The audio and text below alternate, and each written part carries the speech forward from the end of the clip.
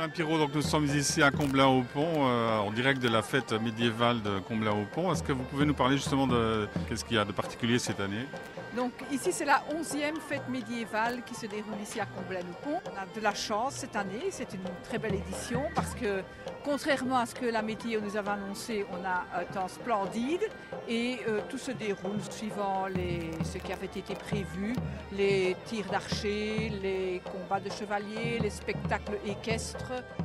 Chacun est à sa place et fait exactement le spectacle demandé. On peut visiter les campements, on peut rencontrer les compagnies, parler avec eux, parce qu'en fait, pour les chevaliers qui sont ici, c'est une passion. Ils vivent dans l'époque dans laquelle beaucoup sont du XVe siècle et ils vivent dans l'époque. Donc ils viennent passer un week-end au Moyen-Âge, ici à Comblain-au-Pont, en respectant la vie telle qu'elle se déroulait à ce moment-là, la nourriture qui était consommée, la façon de vivre, de dormir. Donc voilà, ils se replongent dans le Moyen-Âge. Vous avez peut-être vu aussi qu'il y avait pas mal de camps de vikings qui sont ici à l'entrée de la prairie. Il y a aussi un campement de chevaliers dans le bois. Je pense, voilà. Il y a aussi des compagnies locales, la compagnie de la Cervoise d'Antine et la confrérie du pêcheur qui est ici dans le bois et qui fait des animations pour les enfants. Il y a des combats aussi pour les enfants. Vous avez peut-être vu les enfants avec leur aume et leur épée qui jouaient au chevalier. Donc voilà, il y en a pour tous les goûts, il y a pour tous les publics, les plus jeunes, les plus vieux. Je pense que chacun peut y trouver son bonheur. Est-ce qu'il y a quelque chose de nouveau, de particulier cette année? Oui, il y a les joutes équestres ne sont plus réalisées par la même compagnie, donc c'est un petit peu différent. Et alors il y a la fauconnerie équestre, qui est vraiment, je veux dire, la grande nouveauté. Il y a eu un spectacle tout à l'heure en début d'après-midi, il y a eu un spectacle hier et c'est assez remarquable. D'ailleurs, je pense que les chevaux qui ont participé au spectacle sont en train de se rafraîchir là derrière nous. Donc voilà, ce qu'on constate aussi parmi le public, c'est évidemment le nombre d'enfants, mais c'est les familles, le public que nous ciblons, mais c'est aussi le nombre de personnes costumées, donc qui participent en fait aussi un peu au spectacle en se costumant pour venir à la fête. Alors on m'a dit aussi qu'il y avait des artistes locaux, je crois, qui exposent dans une tour ici. Oui, donc la fameuse tour Saint-Martin qui domine la place de Comblain, qui est située au bout de la Drève, abrite des œuvres d'artistes locaux qui interprètent un petit peu à leur façon la tour Saint-Martin et qui présentent des œuvres personnelles. C'est aussi l'occasion parce que la tour est fermée habituellement. Donc, beaucoup de gens de Comblain n'ont même jamais eu l'occasion de monter dans la tour. Donc c'est l'occasion aussi de monter dans la tour. Et quand on est là au-dessus, on a une vue magnifique sur le centre de Comblain. Donc voilà, c'est une utilisation aussi de la tour, mais on y montre des artistes locaux et leurs œuvres. Et sur le plan musical, est-ce que vous avez des musiciens médiévaux ici? Oui, il y a le groupe, en fait il y a deux groupes de musiciens. Il y a le groupe des ménestrels qui sont accompagnés de 11 danseurs, enfin danseurs et danseuses, qui s'appellent les Damisons, qui se promènent. Donc on ne sont pas tout le temps derrière nous, ils sont tout le temps en mouvement, ils font leur spectacle à différents endroits. Et alors il y a également la Cour des Miracles, donc la compagnie de la Cour des Miracles, qui a des danseurs médiévaux.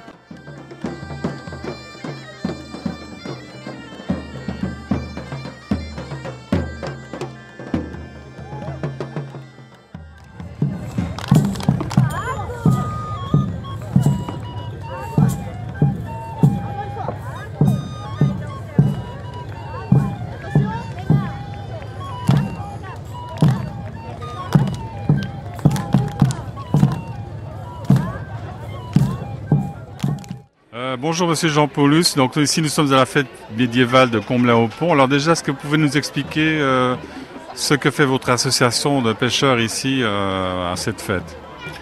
Notre association a été créée plus ou moins dans les années 60, comme un groupe d'amis. Donc le but des pêcheurs du Confluent, c'est forcément organiser des concours de pêche, l'initiation à la pêche aux enfants remettre du poisson dans nos rivières, parce que bon, une rivière poissonneuse, c'est une rivière propre. Nous sommes très friands, je veux dire, faire attention à notre rivière et à l'écologie, parce que c'est très important. On ne peut pas laisser des rivières sales, des rivières non peuplées de poissons, et l'écosystème a beaucoup d'importance. Donc voilà. Ici, notre but de se retrouver ici à la fête médiévale, nous sommes un groupe de Comblain-au-Pont, donc automatiquement, il n'y a rien à faire. On participe. Le bénéfice va être de toute façon remis au niveau, soit de réempoisonnement, ou soit d'une initiation au niveau des enfants. Et voilà, nous sommes là pendant 2 jours entre amis. Le soir, on se fait un petit spaghetti entre nous. Et le bénéfice reviendra donc dans les caisses pour pouvoir réinvestir cet argent. Voilà, donc notre chaîne est assez sensible au bien-être des animaux. Donc, est-ce que vous pouvez nous expliquer, parce qu'on parle souvent de la pêche où on remet les poissons dans l'eau, est-ce que c'est de la BSPA par exemple? De toute façon, tous les concours de pêche que nous organisons, tous les poissons sont remis à l'eau, automatiquement. Un pêcheur n'est pas un viandeur. C'est comme certains chasseurs ne sont pas non plus des viandeurs. Maintenant, il y a des bons et des mauvais, comme dans tous les comités, certainement. Mais nous ne sommes pas des vendeurs. Nous sommes des gens respectueux de la nature, respectueux du poisson. On adore un poisson, toucher un poisson, voir un poisson qui soit bien. Si on peut soigner un poisson indirectement, parce que bon, c'est pas toujours facile, on le fait. Un petit poisson qui n'a pas sa taille, alors là, ça nous fait toujours mal, on fait toujours attention pour les décrocher, pour les remettre à l'eau. Bon, voilà, ce n'est pas des choses simples. Maintenant, on doit faire absolument passer ce message-là aux jeunes pêcheurs, aux enfants, que la nature a beaucoup d'importance et qu'un pêcheur n'est pas un viandeur. Il ne faut pas l'oublier. Est-ce que vous pouvez expliquer comment vous éduquez les enfants par rapport à la pêche? Le respect. C'est la base, c'est le respect, c'est respecter le poisson. Bon, comme je dis, ne pas devenir un viandeur, avoir un poisson, le prendre, le décrocher calmement et le remettre à l'eau, pas le jeter dans l'eau, le remettre gentiment à l'eau, ça fait partie de l'éducation. Maintenant, c'est un sport ou un loisir, on peut prendre. Maintenant, c'est un très beau loisir, ça calme énormément de personnes qui sont très nerveux. Moi, je suis un garçon assez nerveux. Quand je suis au bord de l'eau, je suis comme un poisson dans l'eau. Donc voilà, les enfants, on doit les sensibiliser à notre niveau naturel. Et c'est comme les chasseurs, c'est la même chose, on doit les éduquer. Est-ce que vous pouvez nous parler maintenant de votre costume? Comment vous l'avez choisi? C'est quand même un costume assez médiéval apparemment. Écoutez, ça on a fait confiance aux dames de notre comité, donc aux épouses. Nous avons une enseignante dans notre groupe qui a toujours de très bon goût, qui fait très bien à manger. D'ailleurs les scampi, on fait du scampi, on fait des toasts au saumon avec un verre de vin blanc. On nous dit que ça de 6 ou de 5 €. Et cette dame-là est allée chercher des costumes, acheter des costumes, tous les mêmes pour les dames et pour les messieurs. Et voilà. C'est comme ça que nous avons choisi. Elle nous a montré en réunion un petit projet. On a adopté le projet, on se dit, allez, ok, fonce. Et nous rencontrons maintenant Joël Robin, donc grand maître de la confrérie des compagnons de la Cervoise d'Antibes. Tout à fait, oui. Et alors, vous pouvez nous expliquer pourquoi vous participez justement à cet événement? Tout d'abord, nous représentons une confrérie gastronomique. Donc, il faut savoir qu'en Wallonie, il y a plus ou moins 150 confréries gastronomiques qui défendent chacune un produit de terroir.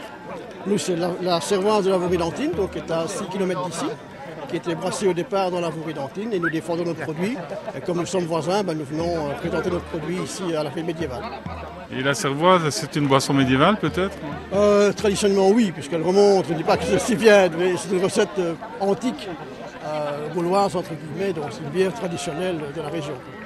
Est-ce que vous pouvez nous parler un peu plus justement de cette Cervoise d'Antibes? Qu'est-ce qu'elle a de particulier? D'abord c'est une bière ambrée, qui est faite à base d'orge, à base de malt, à base de coriandre et des zestes d'orange. Donc elle fait un titre 5 degrés, donc comme une pils traditionnelle. Donc elle n'est pas trop dure à boire et elle est appréciée beaucoup des femmes notamment. Et donc elle est produite vraiment sur le site d'Antibes? Elle n'est plus produite ici en Antibes pour des raisons, je veux dire, techniques et d'écologie, mais elle est produite dans la brasserie de Silly, qui fait des brassins spécifiques sur base de notre recette que nous distribuons. Et alors, est-ce que vous avez des conseils à donner pour ceux qui voudraient déguster la Cervoise d'Antibes? Dans des bonnes conditions, donc une cervoise qui va être tirée au fût, dans une bonne ambiance et tout passe bien. Voilà. Alors, est-ce que vous avez un message à faire pour nos auditeurs? Bien sûr, je pense qu'il faut faire comme moi, à votre santé.